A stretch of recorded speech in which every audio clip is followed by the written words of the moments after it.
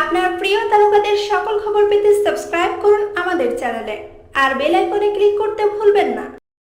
বাংলাদেশ চলচ্চিত্রের জনপ্রিয় একজন অভিনেতা মিশা সওদাগর খলনায়কের চরিত্রে অভিনয় করতে তাকে বেশি দেখা যায়। কিছুদিন আগে যখন যৌথ প্রযোজনার ছবি নিয়ে তুমুল বিতর্ক চলছিল, সেখানেও মিশা সওদাগর ছিলেন খলনায়কের ভূমিকায়।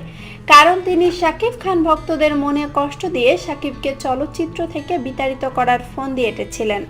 কিন্তু ভক্তদের ভালোবাসা আর আশীর্বাদে শাকিব তার সম্মান নিয়ে আগের জায়গাতেই টিকে আছেন। শাকিব ভক্তরা এই খবরটি শুনলেই সবাই খুব আনন্দ পাবেন। সেটা হলো এই খলনায়ক মিশা সওদাগর নিজে এবার হিন্দি প্রীতির প্রমাণ দিলেন। তিনি এখন শুধু হিন্দি গান গাচ্ছেন না, সাথে নাচও দেখাচ্ছেন। সম্প্রতি সোশ্যাল মিডিয়াতে মিশা সওদাগরকে নিয়ে এমনই একটি ভিডিও ভাইরাল হয়েছে।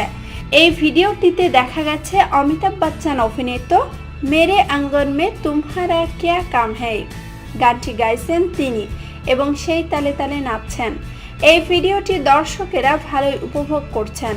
কে বা কারা এই ভিডিওটি ধারণ করে ইউটিউবে দিয়েছে তা জানা না গেলেও এটি নিয়ে এখন ব্যাপক সমালোচনা চলছে।